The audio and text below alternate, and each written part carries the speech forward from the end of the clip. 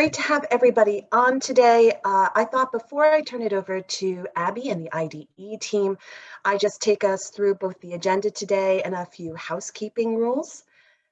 So Abby, next slide. Oops. So we're co-hosting this event today together with our partners at idE. We're excited to have you all here.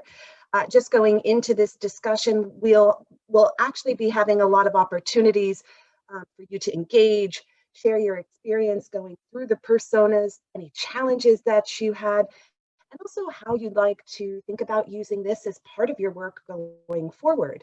I will say that while Abby is presenting, if you could just keep your microphones muted, that would be great. We'll also be distributing, following this discussion, slides, personas, and a recording, pretty much all the background materials you would need to enact this in your own organizations.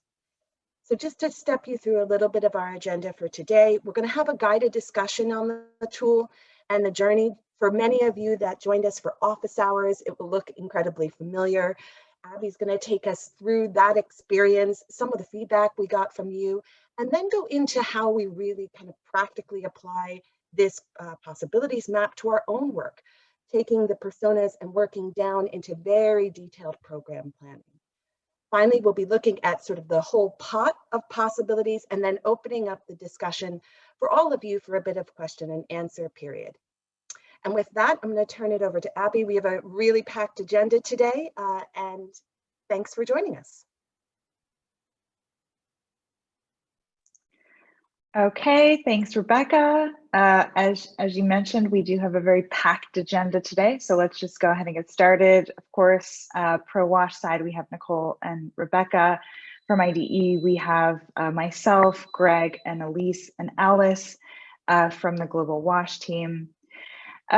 So here we are, right? This is our 4th week together. Hard to believe that we've had this time, right? It just kind of went by very quickly as it seems to be doing in 2020.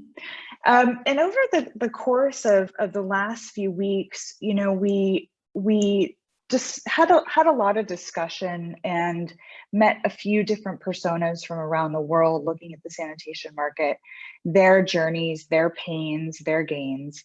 And we really, we invited, we encouraged, and we took this exercise together with our possibilities map, our sanitation possibilities map. What is possible in the sanitation value chain in terms of ideas, in terms of intervention, right? Per persona, per person that you met, you know, across the course of the different weeks. So before we get into the now what do we do with all these possibilities, right? What do we do with them in practice if we decide to run this tool with our teams? We kind of just wanted to do a little pulse check. We wanted to get your thoughts and some of your comments and your observations about your journey and the process that you've taken with us over the last 4 weeks. So the first question for discussion, and we're just going to open this up informally. You can chat your answers in the box or you can unmute and share. The first question for guided discussion is a possibility-driven mindset. What are the benefits that you see to having a possibility-driven mindset? And what are some of the potential setbacks? So what are some of the benefits that you see of having a possibility-driven mindset? And what might be some of the setbacks? And we'll just open it up. Who'd ever like to share?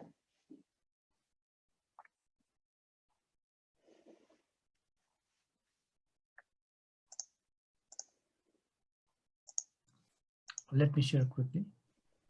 Please, go ahead. Sure. Go ahead. So, possibility map unveils different opportunities, different ideas to take actions, and even a new innovative ideas. Like if we make our door open for any ideas, then some innovative ideas and mind-changing ideas can be endorsed in our mind. So that's a benefit, and it has seen in our personas as well. Some setbacks might be like sometimes we be very ambitious on things that we don't see other challenging parts. Like if we say that toilets and skills and local available materials in focus, but then there are very less locally available materials available, or very maybe the persons that live in the community prefer to go abroad for their other abroad works. I mean, labor migrations kind of things. So these kind of things might be, we might forget to see at some time. So that might be. Thanks. Thank you. Great insight. Anyone else would like to share just some of the benefits that you see with having a possibility-driven mindset, and what might be some of the setbacks?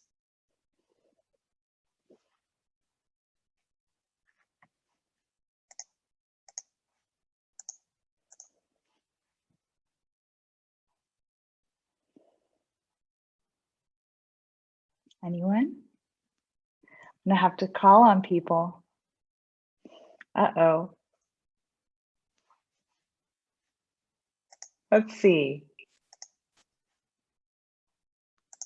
Who would like to share? Add anything to add? Abby, this is Frank here, Tier Fund. Oh, Hi. Frank, welcome. Good afternoon.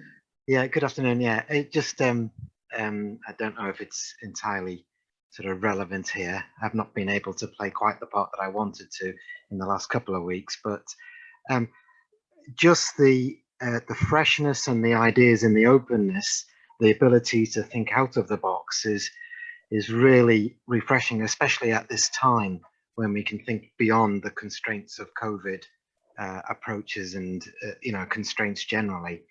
I guess it's a disadvantage so much as thinking, actually, where do the ideas come from? Who comes at them?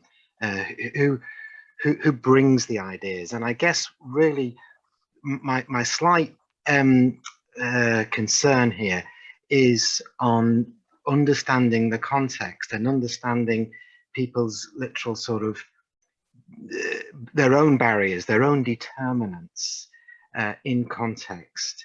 I think not just ourselves, but I know a lot of agencies are doing a work, particularly out of COVID, on behavioral change communication and risk communication, community engagement. This type of approach, where we're really trying to get behind the aspirations of the people we come to serve. And I guess that's really what I'm saying is the possibilities approach is fantastic, but it would be brilliant to get a deeper understanding of this being able to be embedded in assessments and understanding from the users themselves, and what tools we can marry with the possibilities map to get that full contextual understanding rather than our own ideas. Thanks. Thanks, Frank. That's a very great point.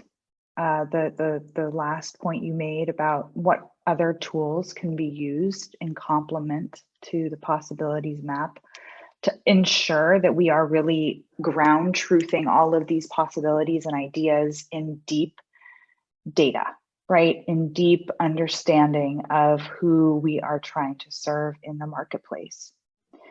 And so fear not, we can help.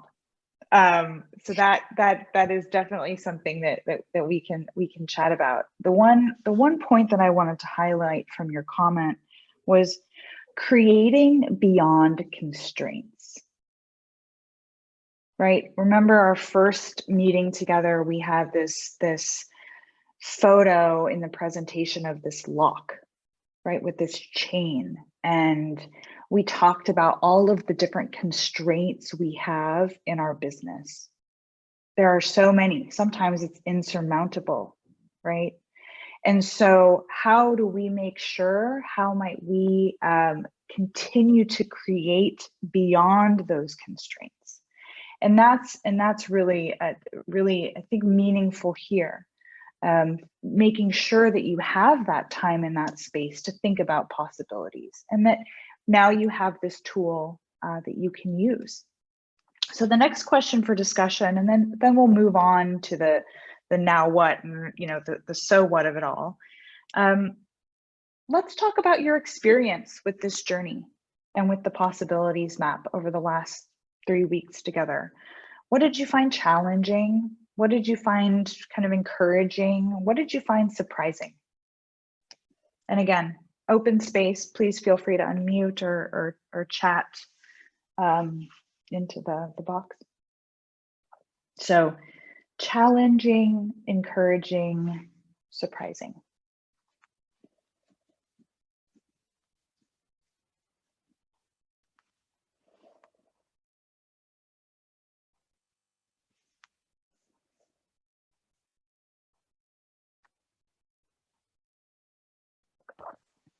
Me? I'll start. Oh, go ahead. Hi. Aisa. I am Aisa. Hi, Isa. Nice to see you. Yes.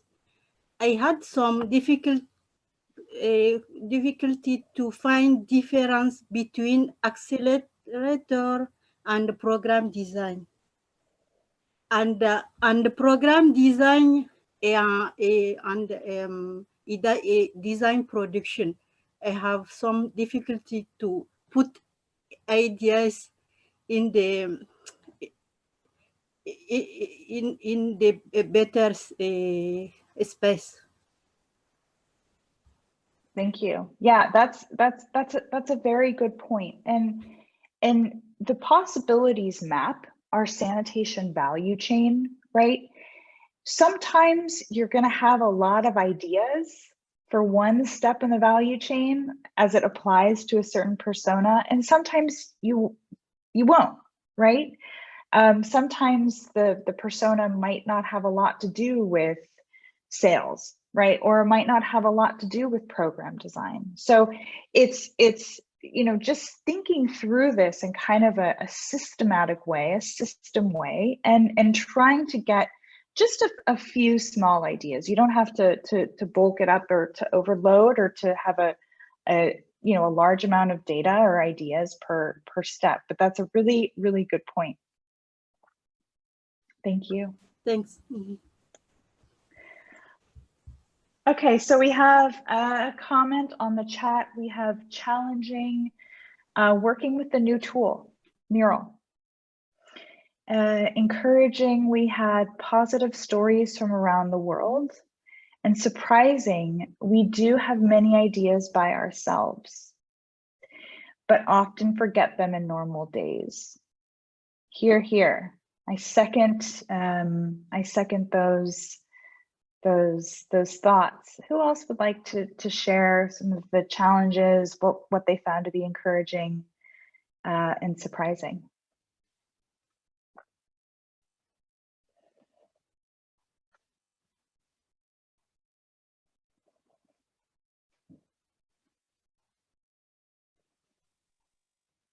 I noticed that Alma dropped a comment in the box. Alma, would you mind unmuting and just sharing with us? If you're comfortable. Sure, are you able to hear me? It's because I have some audio IT problems. No, we can hear you. We can hear you. Yeah, so for me it was very helpful to see in an organized manner how we can address the different challenges or problems that we were seeing in the personas at different levels. No, sometimes when we think about a problem, we try to solve it in only one way, and we can address it in different levels, no, and in different fields or topics. So I think for me it was very helpful to see that there's not only one way, and we can support those personas in at a different maybe time, locations, levels, issue, even not only wars, logistics, or administrative, financial, I don't know, any other issues. Alma, thank you so much. And just to highlight one thing you said, which I really like, there isn't only one way, right? Sometimes in our work, we think, oh, a mason needs better materials.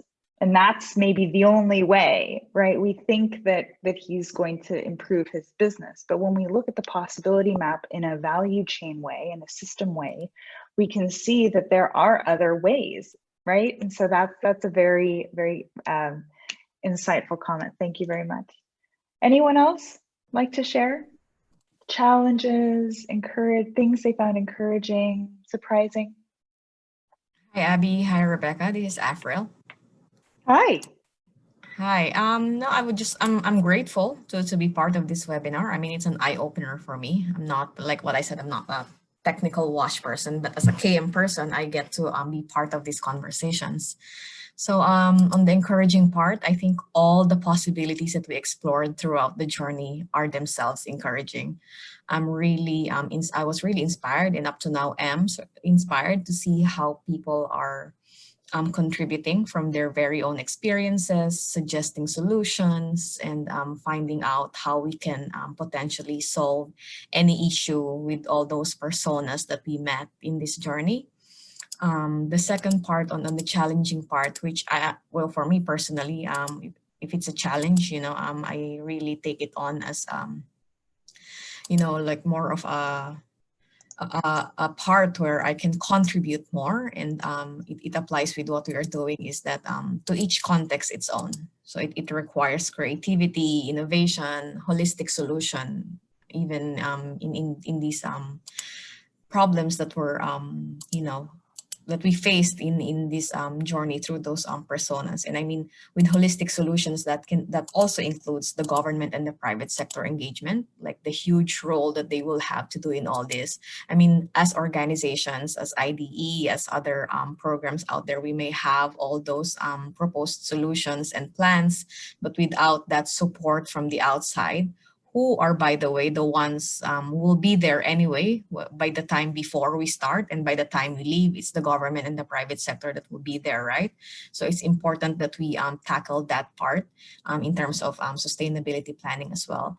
And although it's the surprising part, although not really, I'm just trying to speak from someone from the outside, is that there is a lot of effort that that's needed, especially in solving even what others may think as simple problems. Like, if you have no idea, for example, that there is actually this problem that's going on in that side of the world, in Ethiopia, Cambodia, or Bolivia, it still requires a lot of effort, and it may not be that simple after all. So thank you, and really happy to be part of this.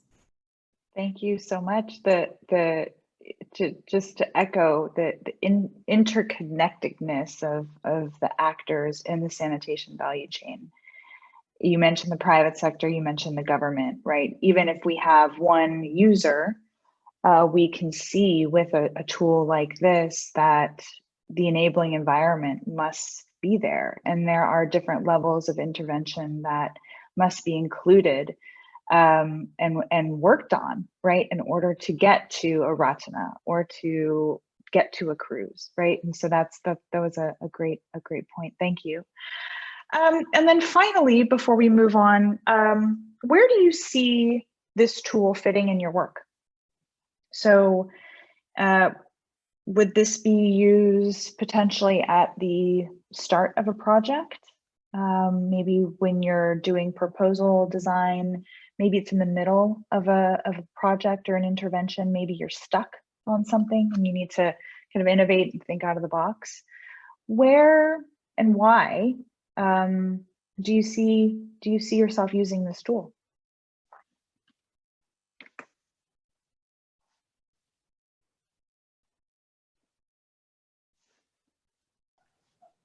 Hi, Abby. Festus here.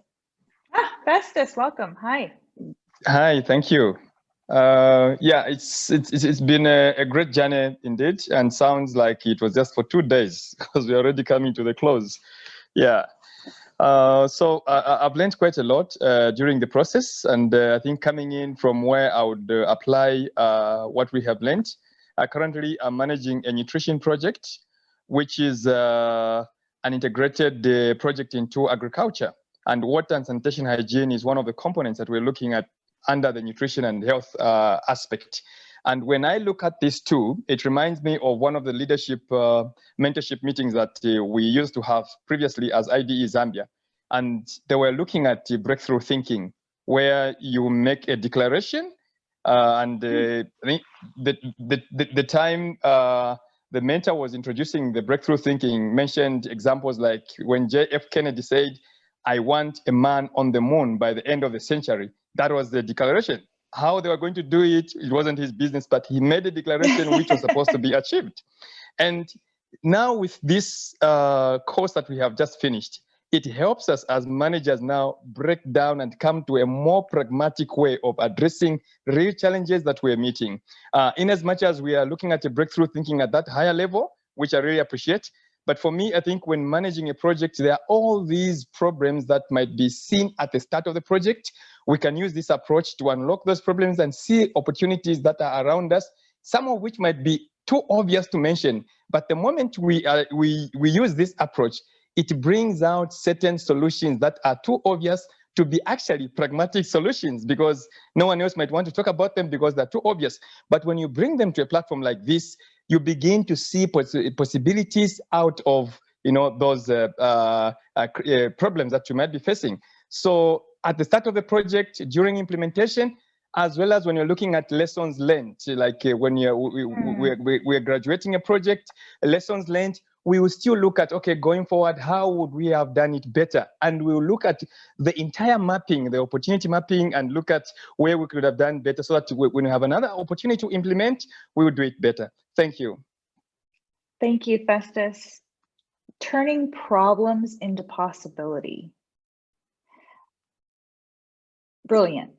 And can be used at any time in implementation. Could be used at the beginning when you're doing program design, could be done at the end, as Festus said, as a kind of wrap up or after action, right? Maybe even looking forward after you've completed something. Okay, well, what can we do for the follow on, or what can we do for our next stage? I'd love to hear from maybe Pro Wash. When do you see yourself using this tool as a funder donor? Yeah, actually, sorry, I was just reading Alazar's comment. Alazar works with us very closely in Ethiopia with USAID and the Bureau of Humanitarian Assistance, and was just talking about how this tool would be helpful in the design phase. And I couldn't agree more. I mean, I think that BHA sort of requires us to go through these very elaborate theories of change, and sometimes you can kind of get lost in it. And something that Festus said and something that Alazar said, I think this really allows you to break down the idea of what a beneficiary is, really look at all of these possibilities across the people we work with, be it field to farmer school or a young mother or an entrepreneur, and really tailor specifically how our program is going to look at that. But Alazar, I invite you to also unmute and share your experience as a grantee. Yeah, thank you, Rebecca. Yeah, like I said, I see this tool very much helpful in the design phase. You know, we were also designing our second phase project before a couple of months ago, and you know, we were experiencing such kind of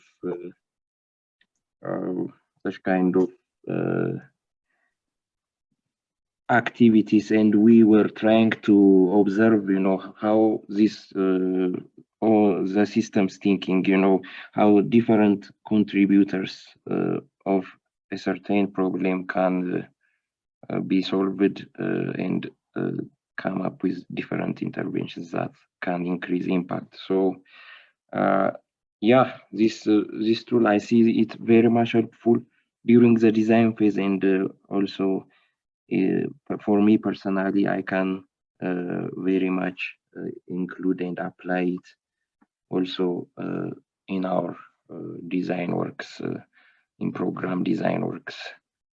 So thank you. Thank you. Thank you, Alazar. Sharing us this experience.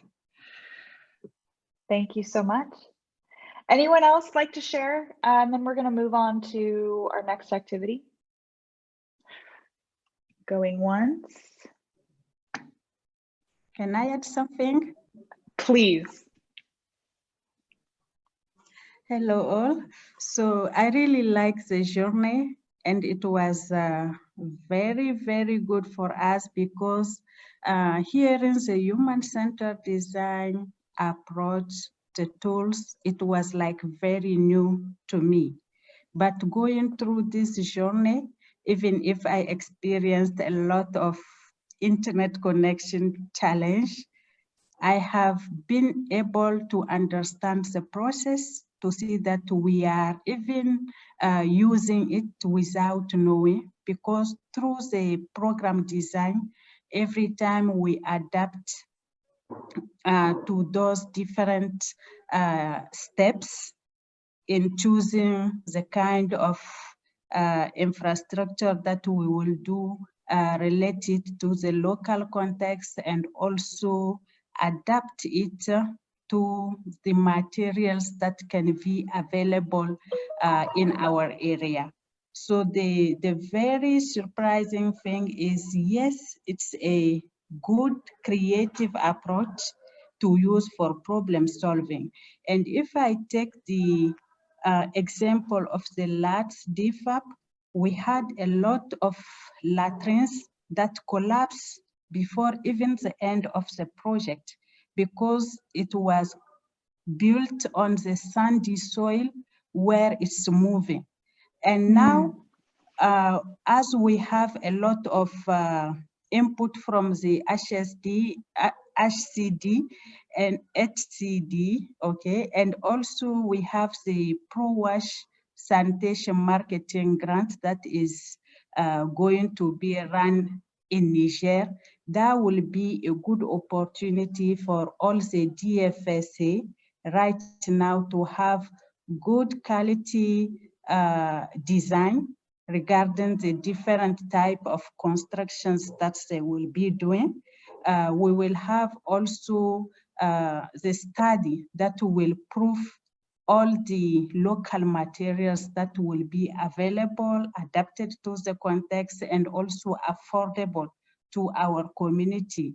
So this is really a good process. And I think, as Festus said, we are going to use it now through implementation, and also it will help us document the experience as we did on DFAP, take a lesson from the DFAP, document what we have done, and also take the success to design future projects and future programs with good materials and good strategies for building more market sanitation infrastructures.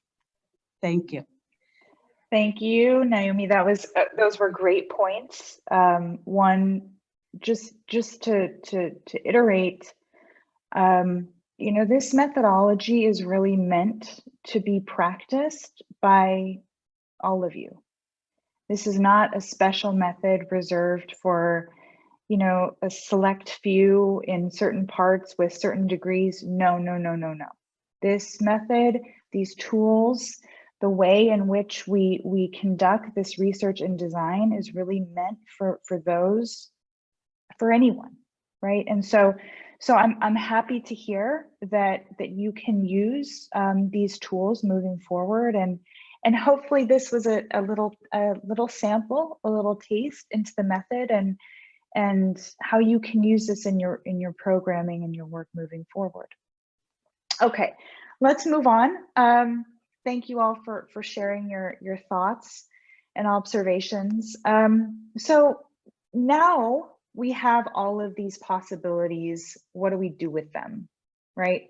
So we're going to use Ratana as our case study, our example here today, and I'm going to walk you through the process of, after you've completed your possibilities map with your team or with yourself, after this journey is over, when you're using this tool in your projects, right? What do you do after you have all of your possibilities on the board? How do you turn these into action? How do you turn these ideas into the how, into something that you can actually do tomorrow or the next day or the following week to pilot and to implement these ideas?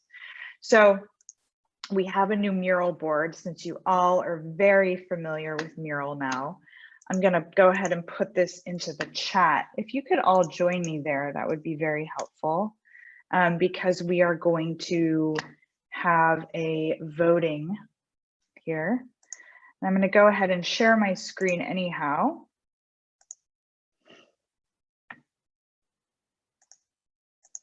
Okay, I'm waiting for you all to come in here. We've got a few people are coming on in. Don't be shy.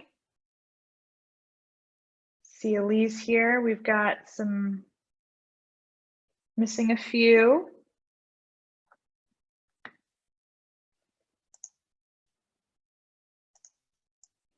Okay, just a couple more minutes. Just go ahead and click on that link.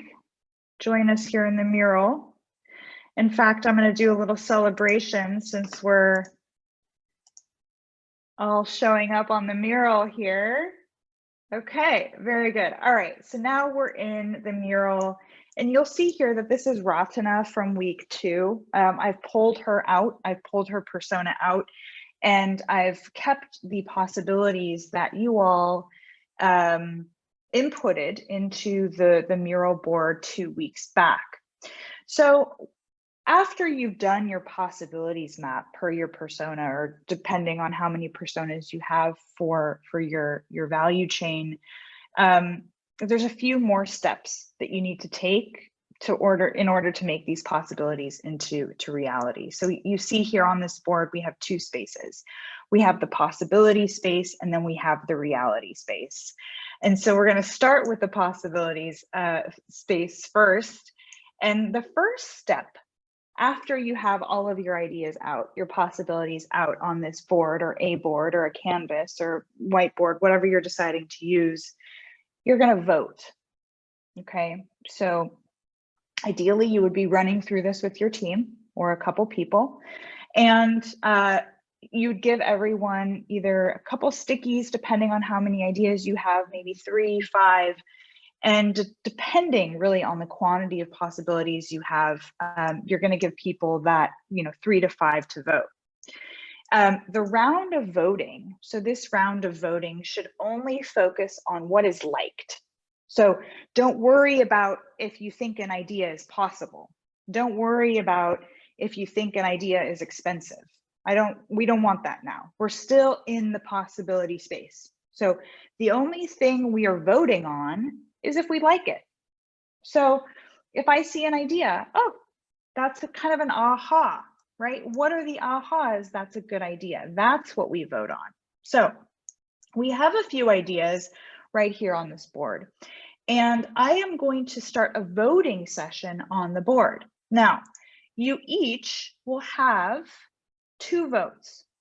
So for this step, you're going to read through the possibilities, and you are going to vote. All you do to vote is you just click on a Post-it note and it captures your vote. You're going to vote for 2 possibilities that you really like, things that you think are kind of an aha for Ratana. Remember, Ratana was the one in rural Cambodia who was struggling with health and hygiene because of hand hygiene. She didn't have the proper device. She didn't really have great access to water, and so on. Okay, so any questions before we start this voting session?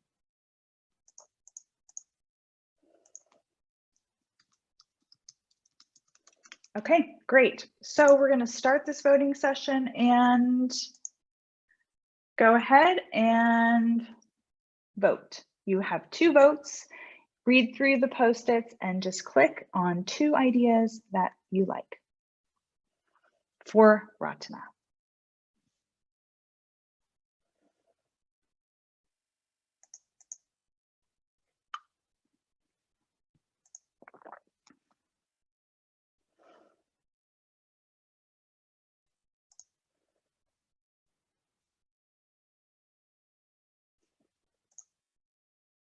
So it means all the we can choose any 2 from these all yellow highlighted boxes.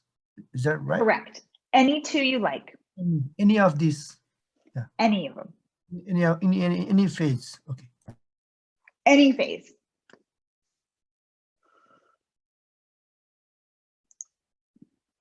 Okay, see some votes coming in. Very good. We've got a few votes left.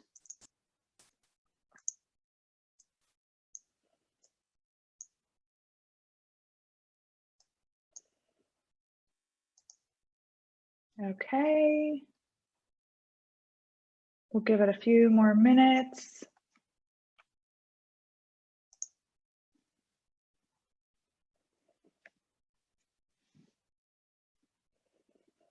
Let's see which ideas are winners here, which ideas we like.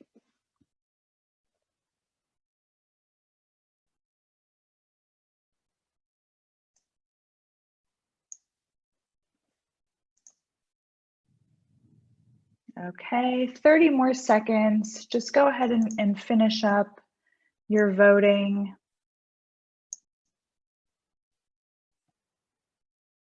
Here we go. Okay, we're going to go ahead and end the voting session, and we're going to see which of these possibilities we liked.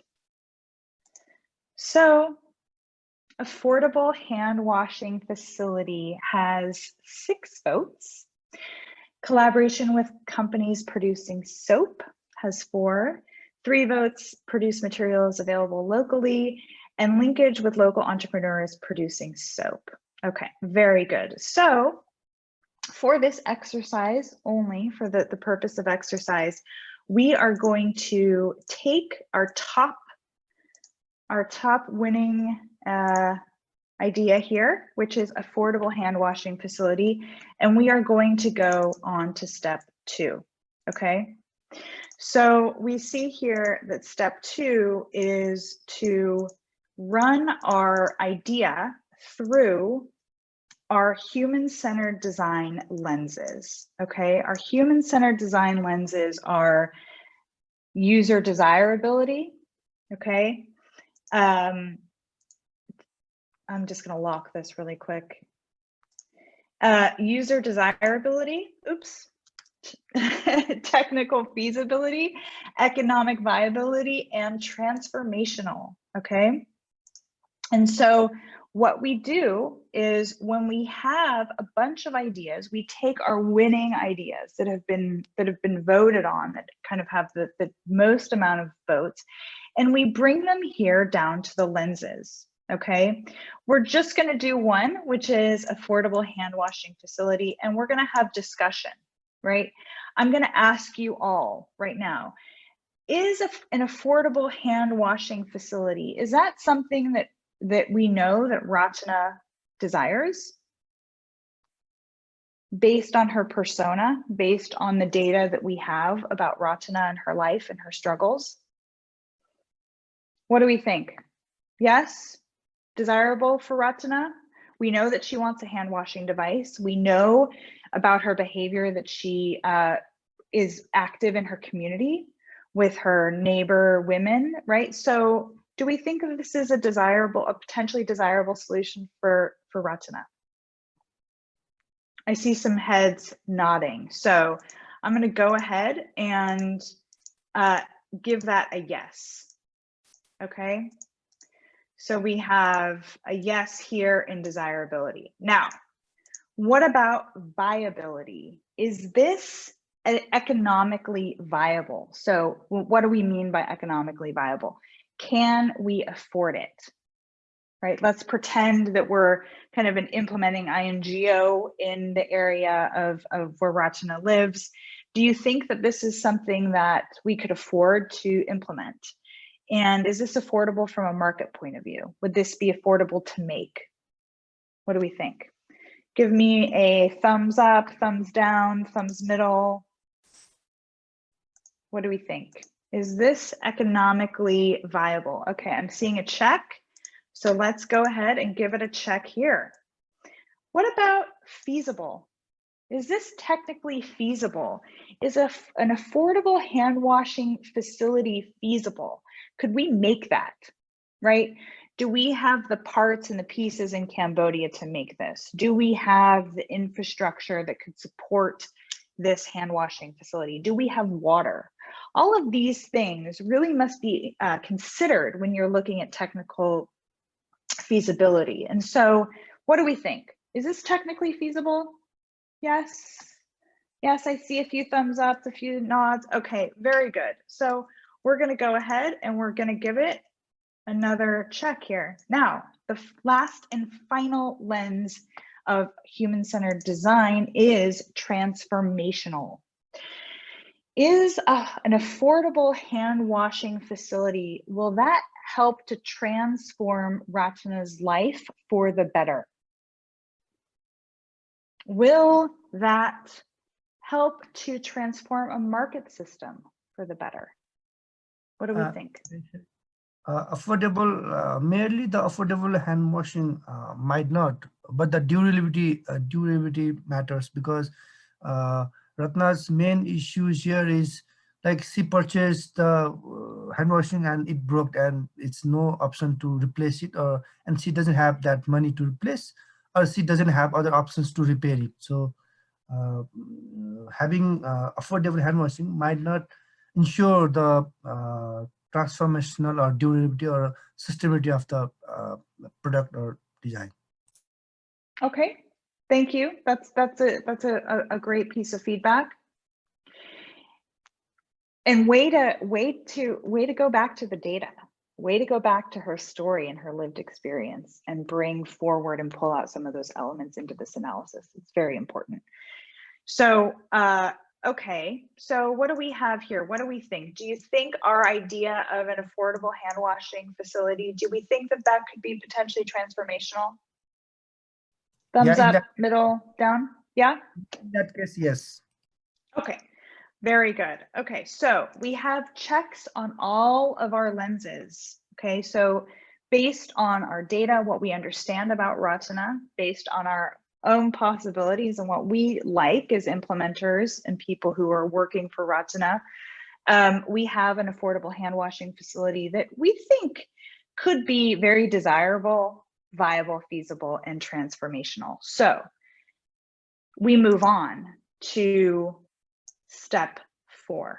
Okay, and step 4, if everyone can just follow me over to this right-hand side of the board. And let's just go ahead and celebrate really quick, because this is the how.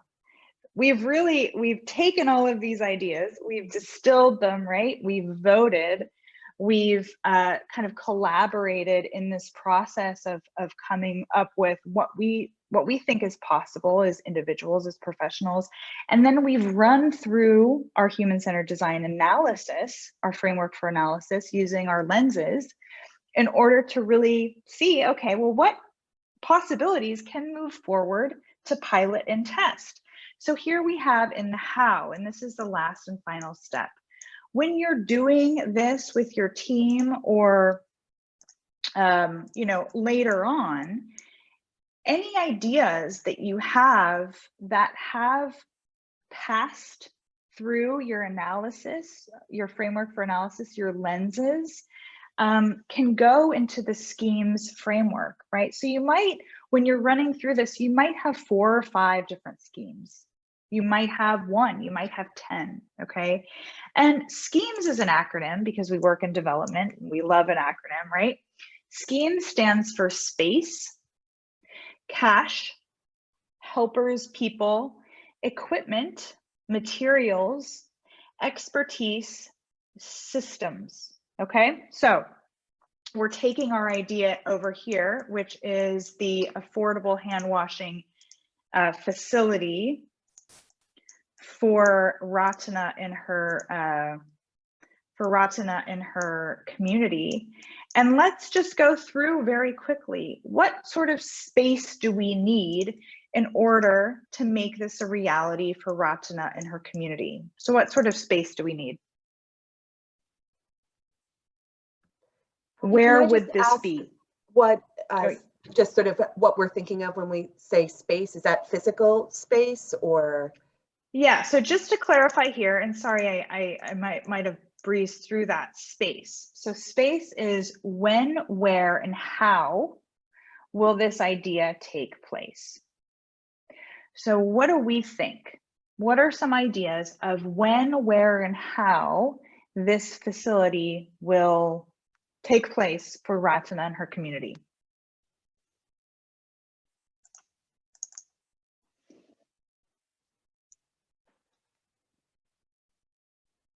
When, where, and how will this idea take place?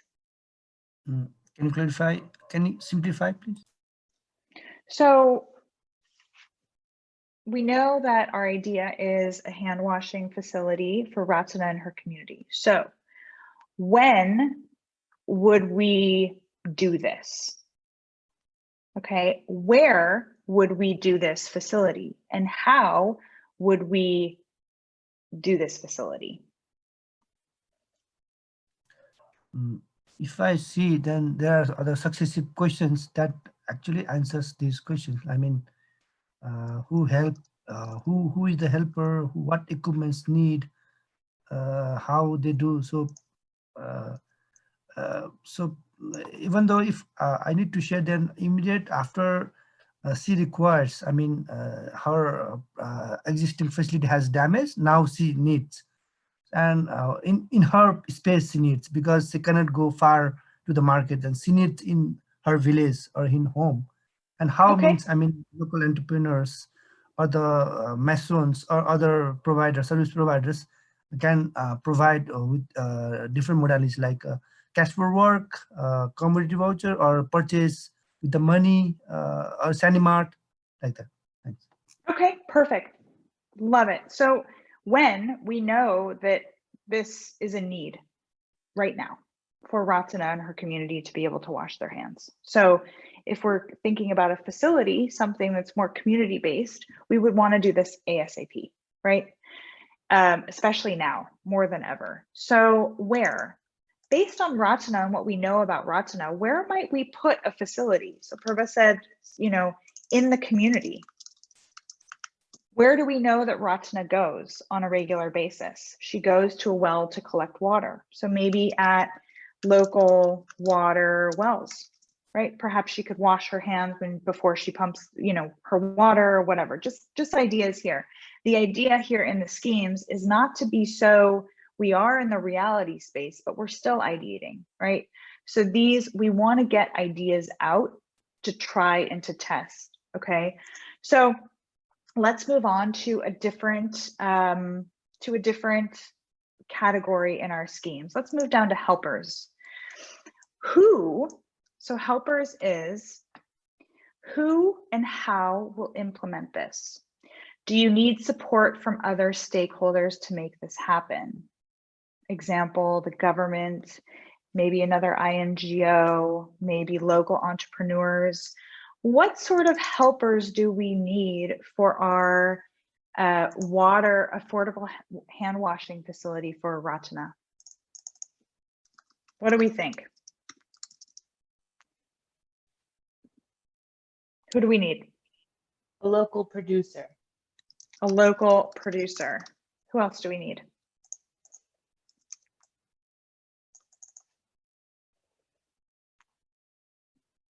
Maybe microfinance, local microfinance institutions might help her. Okay.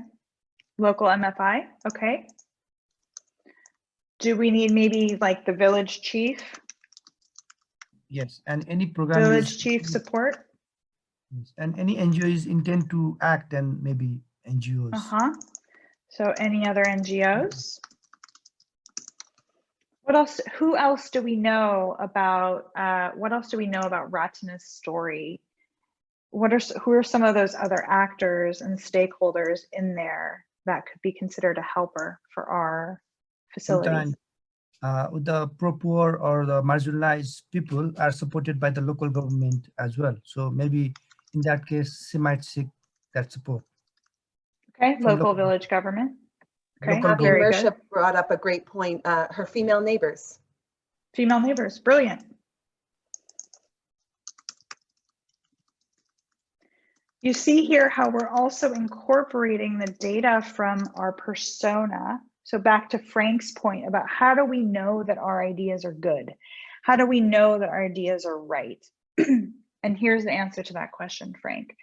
all of these ideas, right? You go through the filter, you go through the analysis, and then yet you're still threading through data from your research and your personas into your solutioning, right? So you're tying it all together in this kind of tightly woven package that's supported by data. Let's go on to one more, and then we're going to go back for just a close and final Q&A. Let's go up to materials. Okay, so in the materials, the M in the schemes, the materials are what materials does this solution require, and how will we acquire these, right? So again, our idea, our solution is this community-based kind of affordable hand washing facility. What kind of materials are we looking at here? What do we need?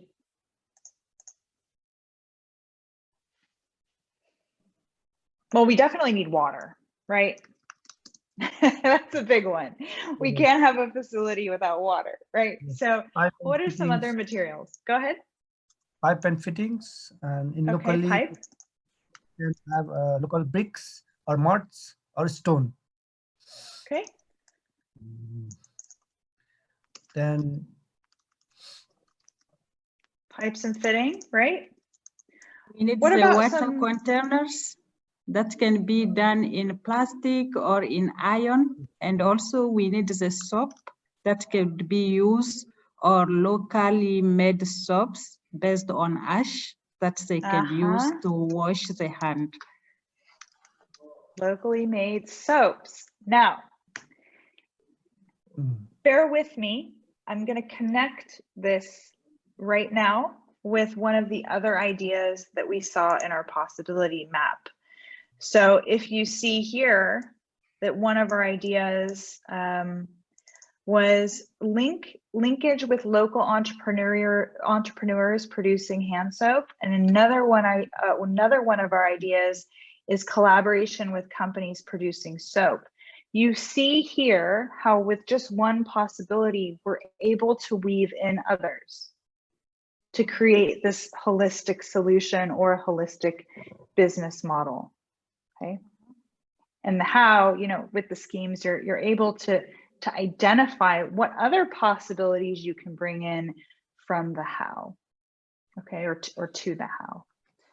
So with that, we have a few minutes. I'm going to go ahead and stop it there and open it up to our question, our next question, which is, so we have all of these kind of pot of possibilities over the last few weeks that we've generated for our 9 different personas. And this is across all stages of the value chain. How and where would you all like to see these ideas or these possibilities live so that you can access them for the future? And that's a question for the group. So again, these are just the ideas. This is like our bank of possibilities that we've co-created together.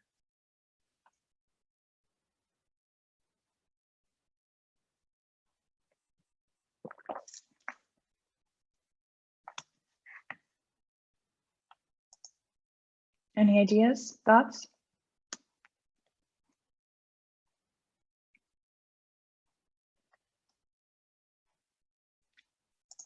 I've got someone in the chat.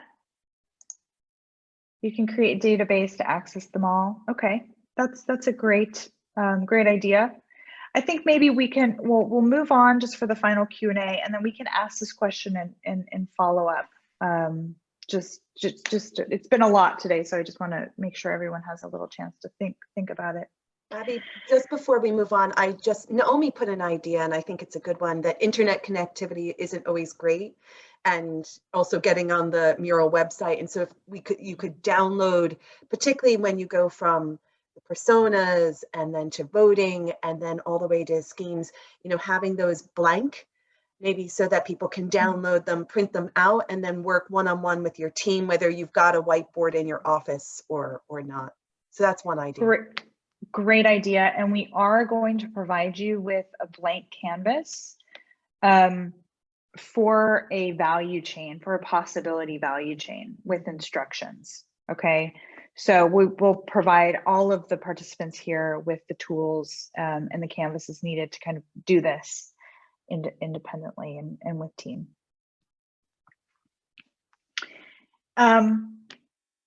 Okay, well, with that, with a couple minutes left, we'll open it up for Q&A and closing remarks.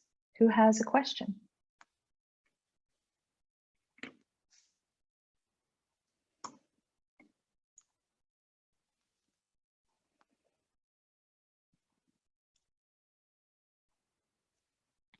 Very quickly, what about next step? Like we finished this, what about next step?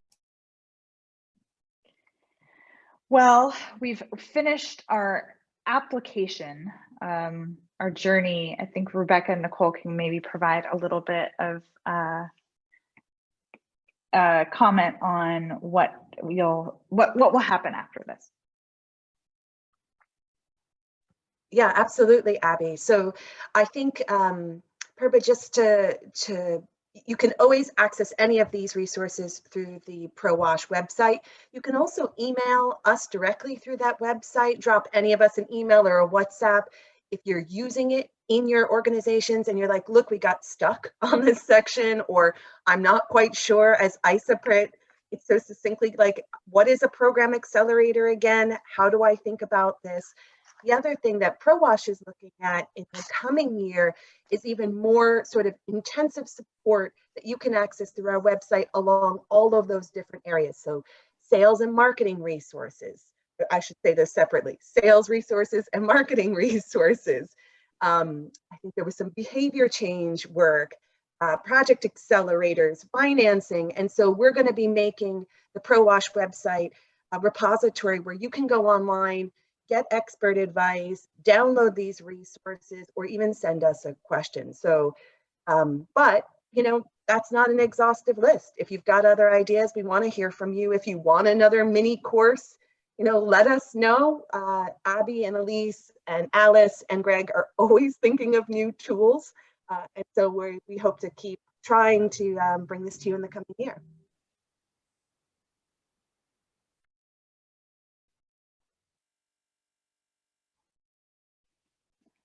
And we are going to, Nicole is going to do the kind of the attendance record and the review for our certificates.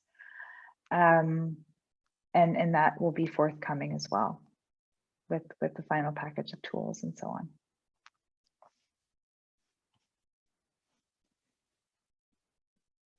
Well, I think with that, if we have no other questions or comments, we thank you all so much. We were incredibly impressed with you all, and we appreciated the participation and the energy that you brought to possibilities. And we feel very, very happy about the journey that we've all taken together. And we wish you all the best in the holiday season if you're celebrating in the coming weeks. And we'll see you next time.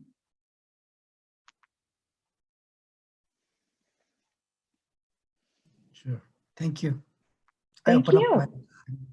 Oh, nice to see you. Hi. Yeah. Thank you. Thank you very much. Thank Thank you you so much. Thank you. Stay safe.